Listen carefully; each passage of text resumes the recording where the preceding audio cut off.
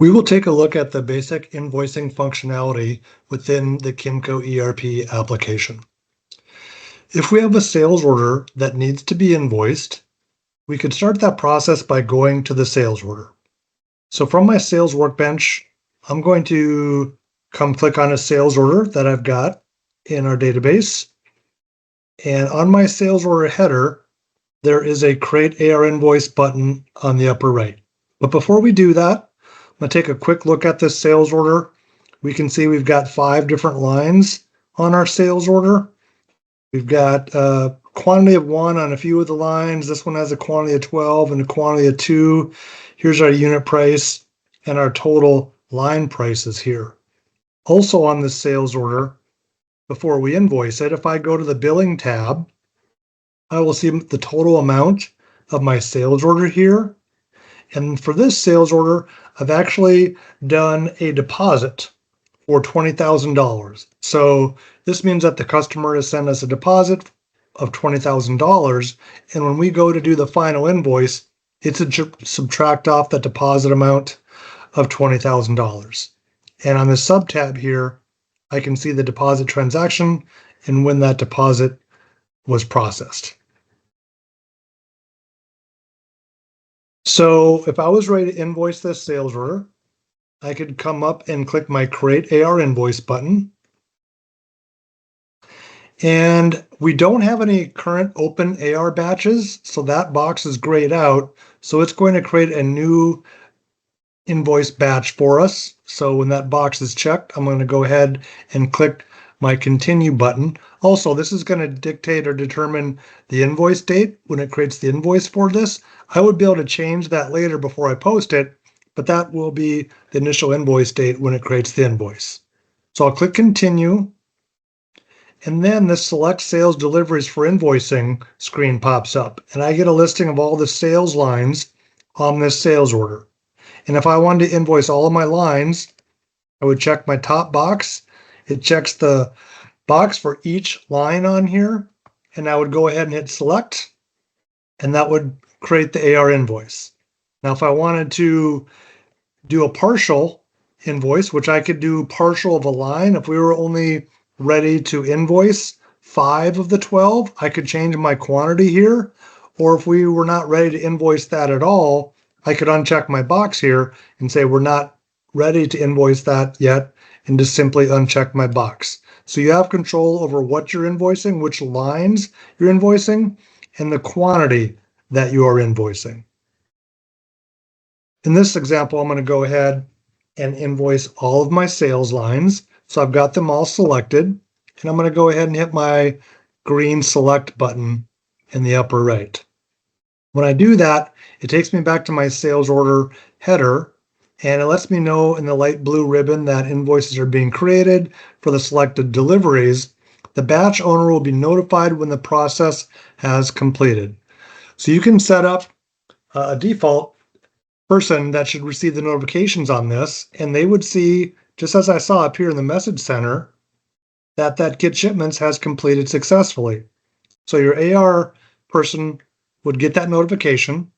They would click on the AR Invoice Batch button, and the system would have automatically created an AR Invoice batch with that invoice in the batch. So I'm going to go ahead and click into my invoice, and it's taking me to my invoice header with my invoice date on here. We can see this is a shipping type invoice because there was a packing slip. Here was the sales order that we invoiced. If I scroll down a little ways, I'm getting all of my invoice lines that it's created for me. Also, as I mentioned, since we had a deposit against this sales order, we're seeing that it's going to use up this deposit amount on this invoice. If I would click my Edit button here and go to my Totals tab, if for some reason I only wanted to use up $10,000 or $15,000 of that $20,000 deposit we received, we could change our deposit amount here. But I'm really invoicing all of my lines, and I want to use that full deposit amount that we've received. So I'm going to leave that $20,000 there. it's going to subtract that off, and our invoice balance is going to be $31,000 because it's going to apply that deposit that we've previously already received and tied to this sales order. If I needed to change a dollar amount, etc., on one of my invoice lines, I could click into the line, and that opens up. When I click the pencil, it takes me into edit mode for that line. If I wanted to add a description on that line or some comments for that line, or if for some reason I needed to adjust my sales group, which determines the revenue GL account that this gets booked to, I could change that here as well. And here's my unit price down here. Now you do have the ability to do what's called a progress billing invoice as well, and you can progress bill by sales line. If the sales line, this is line 2 here on this sales order, had a progress billing invoice already posted for that, I would see that progress billing amount here, and it would also subtract that off my final invoice for the sales line. But in this case, I have not done a progress billing for this sales order. So I'm going to click cancel. I'm not necessarily going to change anything for that particular sales line. It takes me back to my AR invoice header. I can review, make sure things look correct here. If there are any additional charges that need to be added, there's a separate tab here where I could then click my add item, and you can set up different extra charge or additional charge codes here that you can select, and that's tied to a general ledger account. And I can change or override my description here. I can put my quantity and my price in here. I could add as many additional charges as I want. In this case, I'm just going to add the one and click save. In my taxes sub-tab here, if this was a taxable order, and each line can be set as whether it's taxable or not on the sales order, and if your tax codes are set up, it would have automatically calculated the tax for us. We could click add item here though and manually add the taxes if needed. Okay, so I've got all my lines entered here. My amounts are correct. I added some additional charges. I can come to my totals sub-tab here. I'm seeing my total distributed amount, which is the total of all of my lines. And I've got some additional charges here. Here's my invoice amount. I'm not doing any discounts, so that gives me a net amount. We will be using up the $20,000 deposit, which will end up leaving an invoice balance of $31,650 on this invoice.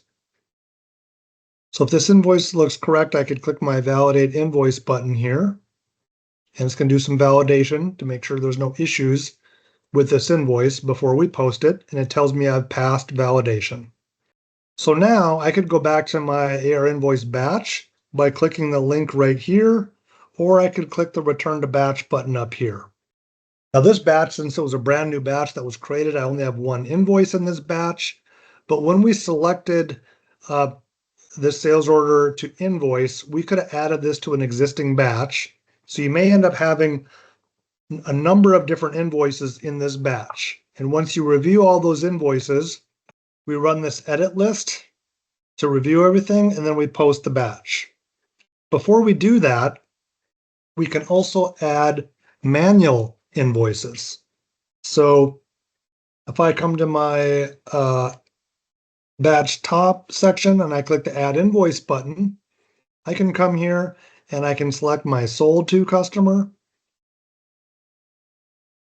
And if this pertained to a particular sales order, I can still select that here. Before I do that though, in the invoice type, we have a few different options. Shipping was the one we just did. It was shipping a sales order. You can technically create a deposit invoice in the system. That would be an invoice that actually gets posted and appears on your AR aging. And then the customer would send you the deposit and you would apply it to that deposit invoice. A manual invoice just allows you to create an invoice manually.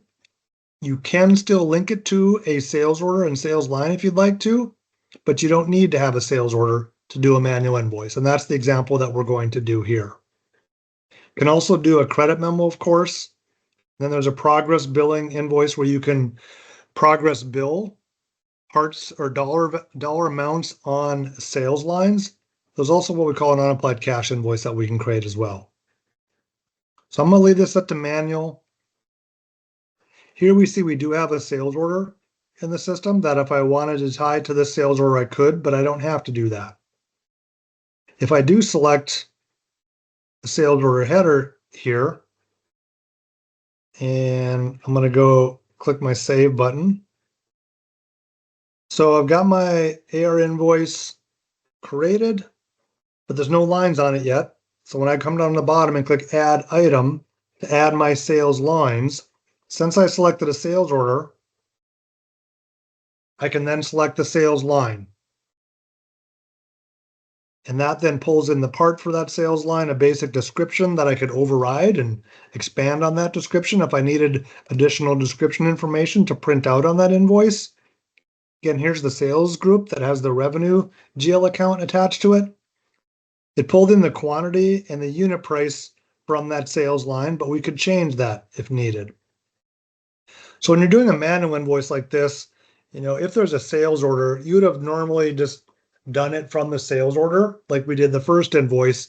But this just allows you to, if you needed to do a second invoice against that order, maybe there was like an additional $100 that you needed to invoice on that sales order, you could come here and, hey, we needed to invoice an additional $100 for the sales line for whatever reason, we could go ahead and do that.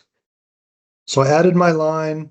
I could add additional charges if I wanted to, but I'm just going to go ahead and save and validate. And that invoice passed the validation as well. So if I go back to my invoice batch here, now I've got two invoices in this batch. I've got a shipping type and I have a manual invoice in this batch. And again, I could continue to add additional invoices here as well if I wanted to, if I had other manual invoices I needed to do or a credit memo I needed to do, I would be able to add those to this batch as well. But for this example, we're going to say we've got in what we need to have entered. And before we post the batch, we need to run this print edit list.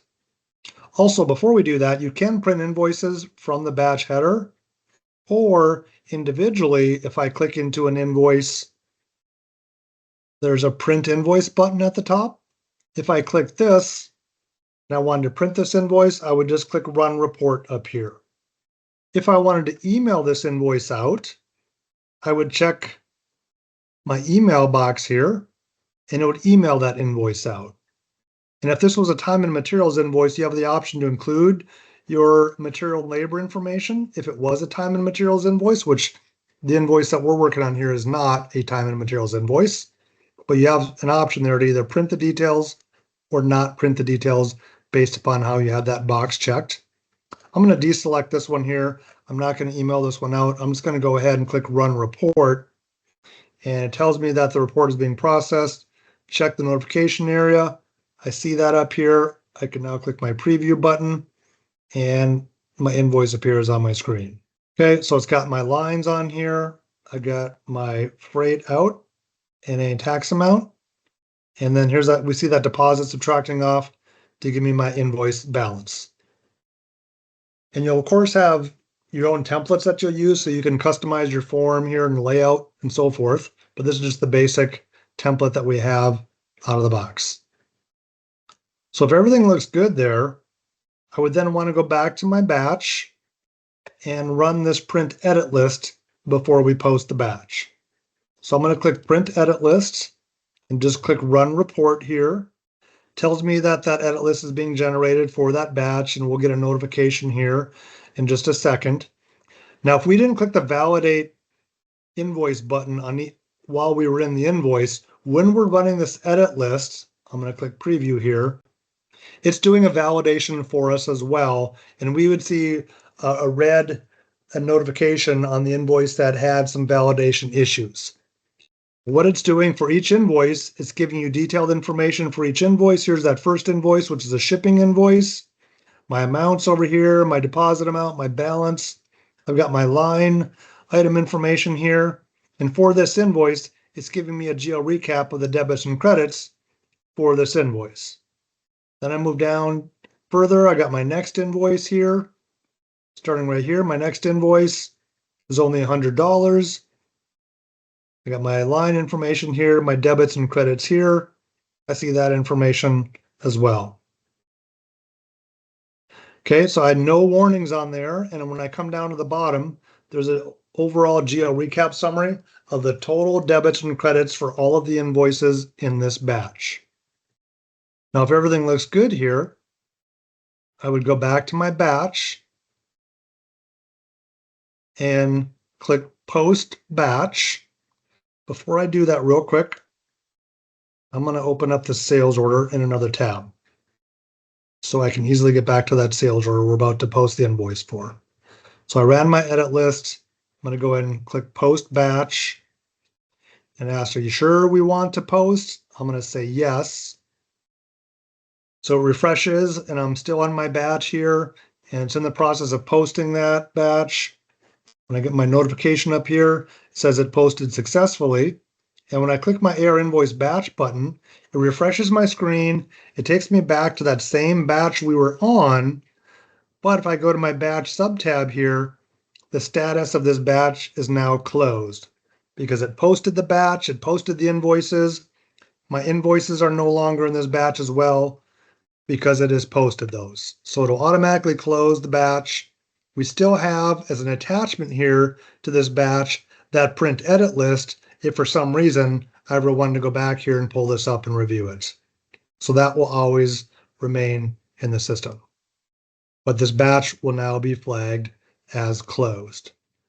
So since I posted that invoice, if I would go to the sales order that I'd invoiced, if I go to my billing sub tab, we looked here before, my available deposit amount was 20,000, but it used that deposit up. And if I go to my activity sub tab here and AR invoices, we will see the invoice that was created. It was a shipping type. We can see the invoice, date, etc. And here's our invoice balance because we had that deposit subtract off. So that's how you can invoice sales orders in the system. So this is probably the main way to invoice a sales order, but there are two different ways. This way, we were going up here and clicking Create AR Invoice. When we did that and we selected our lines, it was actually behind the scenes creating a packing slip for us. So technically it did create a packing slip for us and a shipment line. If I would go into this packing slip, I go to my packing slip header, and here are all my shipment lines here. And I can actually print out a packing slip. You could also print shipping labels as well if needed. So the system automatically created this packing slip for us and it flagged it as shipped. And that's what pushed it over to AR and created that invoice batch and invoice for us. Now, some people would prefer to manually create a packing slip and then flag it as shipped when ready. You can do that as well. So instead of coming to the sales order and clicking Create AR Invoice, you can go to the shipping workbench and go to Generate Packing Slips. And then you could select a sales order, click Search, and it pulls up all the lines on that sales order. And you could select the lines that you are ready to invoice, ship and invoice. So I'm going to select these two on here, and I would go ahead and hit my select button because maybe we weren't ready to invoice the other two. I would hit select, and now it's created a packing slip for me. So I would click into this packing slip. It has two lines on it, the ones we were ready to invoice. But when it creates this packing slip, it's initially set to shipped no. So we would need to come here and click the ship items button. When we click the ship items for a manual packing slip that we create, that will then push it over to Accounts Receivable to get picked up for invoicing. So they won't see this on the AR side until you click the ship items button. Once we do that, it's going to flag it as shipped. So now if I go into Accounts Receivable And if I go to AR invoice entry from my AR workbench, I'm going to go to this Get Shipments link at the top. And I want to invoice the invoices today. I'll click Continue. Now it says select the items to be invoiced. There's some filters at the top. I'm going to click Search. So you could sort for a particular customer and so on. I just left that blank. And we're seeing there's a few packing slips out here that have been created and shipped, but we haven't pulled it into an AR invoice yet. Here's the one I just created. Now I could select multiple packing slips here, but in this case, I'm just going to select the one packing slip, click my Select button, and it tells me Get Shipments is running for that batch. A notification will inform us when that's completed. And now it says that's completed successfully. When I click the AR invoice batch button, it's created a new invoice batch for me with that invoice in that batch. Now, again, if I would have created 5 different packing slips, it would have created 5 different invoices for me, and all those invoices would be in that batch. And then from there, you'd be able to click into the invoice, review your amounts, add additional charges, review taxes, etc., add any additional comments or anything like that that you wanted to, and process that through the same way. Once your invoices are correct, you would print the edit list and then post the batch. Of course, once you post your AR invoices, they would show up on your AR invoice listing. This is initially here right now set to pull up invoices that have been posted and that have an open balance. You can look for invoices here by using the filters to put in a specific invoice number, a bill to, customer, etc. Depends on the filters that you put in here. There's also an AR invoice aging report up here that you'd be able to run an aging report, and invoices will of course not show on that AR aging report until you post those invoices. So that's the basics of doing AR invoicing within the KimCo ERP application.